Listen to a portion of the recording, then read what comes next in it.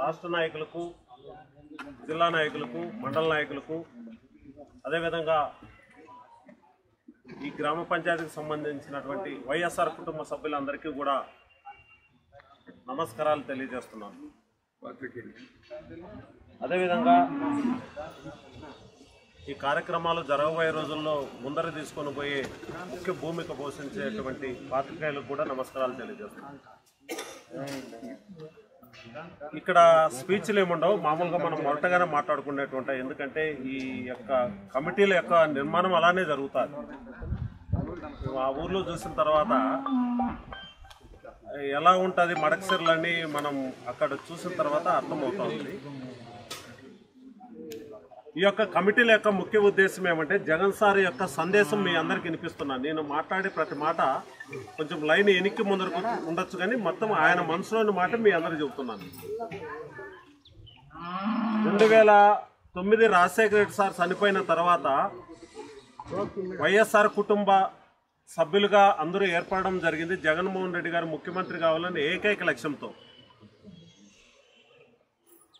ఇక్కడ పార్టీ కంటే ముందు జగన్మోహన్ రెడ్డి గారు ముఖ్యమంత్రి కావాలనే దాంతో పార్టీ నిర్మాణం జరిగింది. మామూలుగా పార్టీ నిర్మాణం జరిగి సిద్ధాంతాలు రాసి ఇవన్నీ జరిగిన తర్వాత అవుతారు. కానీ జగన్ సార్కి మాత్రం ఈ దేశంలోనే మొట్టమొదటిసారిగా జగన్మోహన్ రెడ్డి గారు ముఖ్యమంత్రి కావాలనే ఏకైక లక్ష్యంతో పార్టీ నిర్మాణం జరిగింది.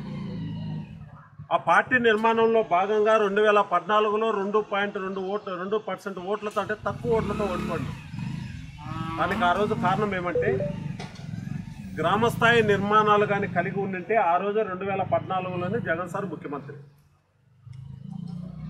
అదేవిధంగా మనం 2019 వచ్చే వాళ్ళకు దాదాపు ఎవరి ఇంటికి వాళ్ళు, అంటే ఏ ఇంటికి ఆ ఇంటి జగన్మోహన్ రెడ్డి మా కుటుంబ సభ్యుడు, మా అన్న, లేదంటే మాకు సంబంధించిన తోడుపుట్టిన వాడు, ఈ రకంగా అనుకొని ఆయన సుదీర్ఘమైన పాదయాత్ర చేస్తే మన విలేజ్లో ఎవరికి వాళ్ళు ఉత్సాహంతో 2019లో ఓట్లు వేసిన తర్వాత ఈ దేశంలోని కనీ విని ఎరిగిన రీతిలో 151 సీట్లు, 51% ఓట్లు రావడం జరిగింది.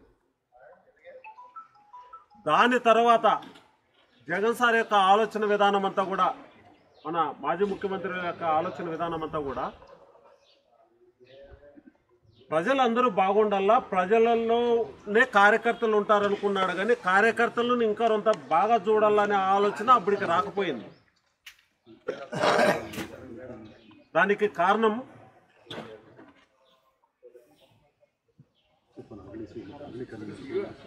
అగలి కన్వీనర్ శ్రీనివాస్ గారు రావాల్సిందిగా కోరుతున్నాం. ఎటువంటి పక్షపాతం లేకుండా నాకు ఓటు వేసినా ఏకపోయినా ప్రతి కుటుంబానికి చేరాలనే ఏకైక లక్ష్యంతో చేర్చడం జరిగింది జగన్మోహన్ రెడ్డి గారు. అదేవిధంగా ఈ ప్రపంచంలోనే ఎక్కడ లేదు, స్వతంత్రం వచ్చిన నుంచి ఈ రోజు వరకు సంక్షేమ పథకాలు అమలు పరిచినారు జగన్మోహన్ రెడ్డి గారు అంటారు. కానీ అదేవిధంగా అభివృద్ధి పథకాలలో కూడా ఈరోజు దాదాపు 17 మెడికల్ కాలేజీలు తీసుకొని రావడం, 5 షిప్ యార్డ్లు, మొత్తం అన్నీ కూడా ఎన్నో రకాల రోడ్లు, నేషనల్ హైవేస్, మన పిల్లలంతా ఖచ్చితంగా ఉండాలని ఇంగ్లీష్ మీడియం స్కూల్స్ ఎన్నో తీసుకొని వచ్చాడు. ఎన్నో సంస్కరణలు జరిగాయి. కానీ 2 సంవత్సరాల కరోనా రావడం, ఈ 3 సంవత్సరాల పరిపాలనలో తను చేయవలసిన పని కంటే ఎక్కువ చేశాడు. కానీ ఇక్కడ మనకు ఒక చిన్న ప్రాబ్లం ఎక్కడ ఏర్పడిందంటే, కార్యకర్తలకి ముఖ్యమంత్రి గారికి మధ్యలో ఒక వాలంటరీ వ్యవస్థ రావడం జరిగింది. వాలంటీర్లు మనమే తప్పులు పడట్లా. ఎందుకంటున్నా అంటే మాట, అందరూ వాలంటీర్లు చేసినారని కూడా చెప్పట్లా. కార్యకర్త అనే వ్యక్తి లేకుండా వాలంటీర్ మీద ఆధారపడితే ఏమి జరుగుతుంది అనే విషయం మీద చిన్న ఉదాహరణ చెబుతున్నాను అంతే. వాలంటీర్ వ్యవస్థ ఏర్పడిన తర్వాత ఈ వాలంటీర్ వ్యవస్థను పవన్ కళ్యాణ్ అయితే మొత్తం అందరినీ బ్రోకర్లను చేసేసి మొత్తం అంతా కూడా ఆడోళ్ళను సరఫరా చేసినారని ఆయన దిట్ట. చంద్రబాబు నాయుడు అయితే మీకు 5,000 ఉద్యోగం, సంచులు మోసే ఉద్యోగం అని ఆయన దిట్ట. ఇన్ని తిట్టిన తర్వాత లాస్ట్లో మాత్రం ఒక్కసారిగా మీకు 10,000 రూపాయల డబ్బులు, రేపు పొద్దున్నే గవర్నమెంట్ వస్తానే మీకు 10,000 ఇస్తామని చెప్పేసి.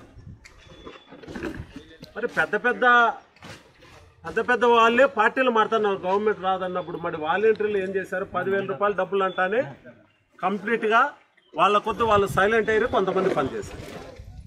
మన వాళ్ళు ఏమనుకున్నారు, సర్పంచులు, ఎంపీటీసీలు లేదా మనకు సంబంధించిన వైఎస్ఆర్ పార్టీ కుటుంబ సభ్యులంతా వాళ్ళు చూసుకుంటారులే మనకేమి అని అనేది ఒకటి.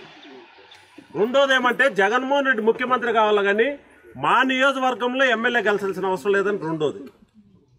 అన్ని 150 నియోజకవర్గాల్లో అట్లా అనుకున్నప్పుడు ఇంక ఏమవుతుంది, లాస్ట్కు జరిగిపోయింది. కాబట్టి ఈరోజు మనం గ్రామ కమిటీ నిర్మాణం జగన్ సార్ ఒకటే ఆలోచన చేశాడు, 2O పాలన అని. ఈసారి కార్యకర్తలే నాకు మొదటి ప్రాధాన్యత అని చెప్పడం వల్లనే ఈ యొక్క పరిణామ క్రమాలు జరుగుతున్నాయి. గ్రామ స్థాయి నుంచి మనం కమిటీలు వేయడానికి ఈరోజు ఇంకా 4 సంవత్సరాలు ఉంది. ఇప్పుడే చాలామంది చెప్పారు, కష్టకాలంలో మనం పార్టీని కాపాడుకున్న వాళ్ళే మనకు రేపు పొద్దున్నే కార్యకర్త అయినా, రేపు పొద్దున్న నాయకుడైనా, లేదా రేపు పొద్దున్న నామినేటెడ్ పోస్ట్ ఇవ్వాలన్నా కూడా కింద స్థాయి కార్యకర్త నుంచే జరగాలనే ఏకైక లక్ష్యంతో ఈరోజు మీకు గ్రామ కమిటీలు వేయడానికి పార్టీ ప్రతినిధులుగా మీ దగ్గరికి మేమంతా రావడం జరిగింది. ఇక్కడ ఇద్దరు ఉంటారు, ఒకటి జగన్మోహన్ రెడ్డి గారు, రెండోది కార్యకర్త. అంతే. మేమందరం ఎప్పుడైనా మా పదవులు మారచ్చు, ఎప్పుడైనా మేము ఇంకొక దగ్గరికి పోవచ్చు, ఏమైనా చేయొచ్చు. రెండు ఉంటాయి. జగన్మోహన్ రెడ్డి గారు అక్కడ ఉంటే, కార్యకర్త ఇక్కడ ఉంటే, వీళ్ళిద్దరికి అనుసంధానం చేయడానికి ఈరోజు గ్రామ కమిటీలు వేయడం జరుగుతూ ఉంది. ఈ గ్రామ కమిటీల్లో ముఖ్య ఉద్దేశం ఏమంటే, దాదాపు మీకు ఈ గ్రామానికి సంబంధించి, ఈ పంచాయతీకి సంబంధించి 5 పల్లెలు ఉన్నాయి.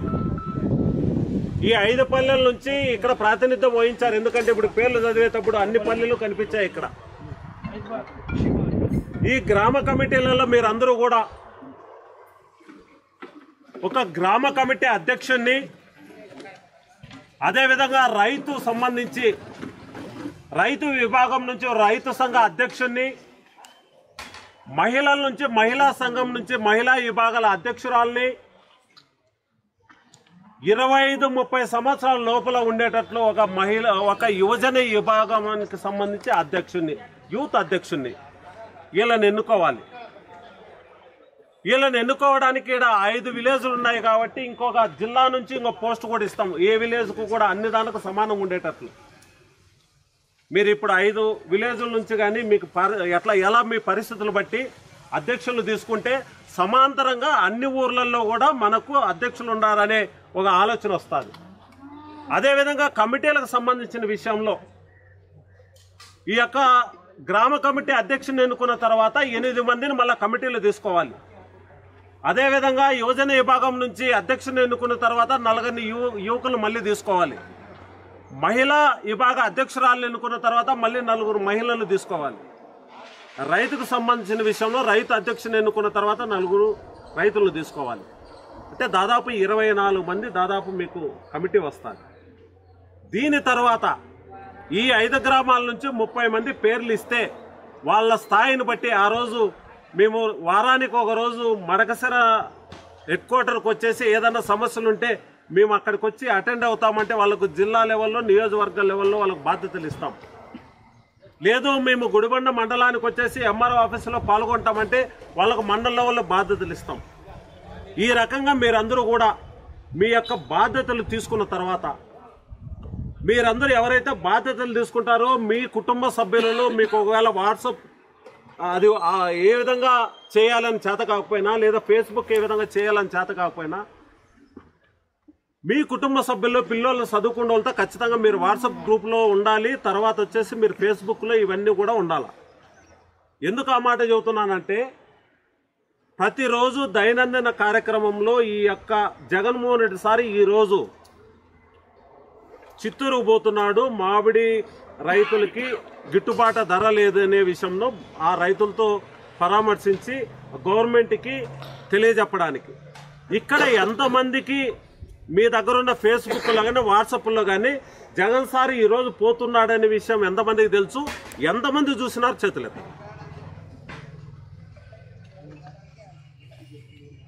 మీరు చాలామంది సాక్షి టీవీలో చూసింటారు. ఫేస్బుక్ వాట్సాప్ ద్వారా ఎంతమంది చూసినారు చెప్పండి. గుడ్, మంచి నెంబర్. ఇది కాస్త రేపు పొద్దున్నే ఇప్పుడు 15-20కి కాస్త 150 నుంచి 200కి చేరాలి. మనకెట్లా 2500 3000 ఓట్లు పైన ఉన్నాయి పంచాయతీలు.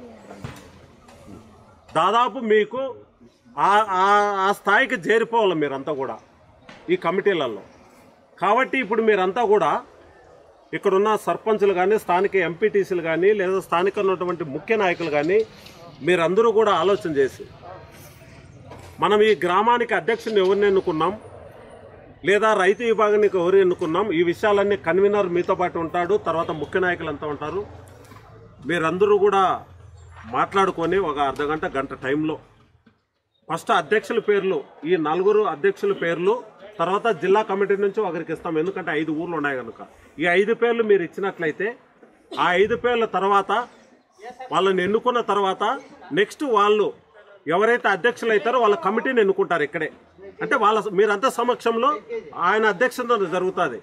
అప్పుడు ఈ యొక్క కమిటీలన్నీ సంపూర్ణమవుతాయి. వీటి ద్వారా మీరు చేయవలసిన పనులు, విధి విధానాలు ఇవన్నీ కూడా మరొకసారి మనం మండల స్థాయి స్థాయి సమావేశం జరుగుతుంది. మీకు ఈ కమిటీలు అన్నీ అయిపోయిన వెంటనే మండలంలో ప్రతి మండలం మీరు ఎవరైతే ఎన్నుకోబడతారో వాళ్ళందరూ కూడా మండల స్థాయి స్థాయి సమావేశానికి వస్తే ఖచ్చితంగా మీరు ఎన్నుకోబడిన వాళ్ళ పేర్లన్నీ ఉంటాయి. ఖచ్చితంగా మీరు ఆడకు వచ్చిన వెంటనే సంతకం చేస్తారు. మీరు ఆడకు వచ్చిన తర్వాత మీ అందరికీ విధి విధానాలంతా కూడా మరి ఆ రోజు మండల స్థాయి స్థాయి సమావేశంలో అన్నీ మీ అందరికి తెలియపరుస్తాం. కనుక దయచేసి మీరందరూ కూడా ఇక్కడ ఉన్న వాళ్ళంతా కూడా మీరంతా ఈ యొక్క అధ్యక్షులను ఫస్ట్ ఈ అనుబంధ సంఘ అధ్యక్షులను, గ్రామ కమిటీ అధ్యక్షులను 4 ఎన్నుకొని మీ పేర్లు చెబితే మళ్ళీ రిమైనింగ్ ఒక జిల్లా కమిటీలో ఒక బాధ్యత. ఎందుకంటే సాధ్యమైనంత వరకు 5 ఊర్లకు వచ్చేటట్లు చూసుకోండి. నా సలహా, అది కంపల్సరీ అనే రూల్ ఏం లేదు. అవకాశం ఉంటే చూసుకొని మీరు అన్ని కులాల నుంచి అందరు వ్యక్తులను కలుపుకొని ఖచ్చితంగా మీరు ఆ కమిటీ ఇస్తే, ఆ పేర్లు ఇస్తే ఆ పేర్లను మన ఇన్ఛార్జ్ గారు ఇక్కడున్న ముఖ్య నాయకులందరితో అనౌన్స్ చేస్తాం.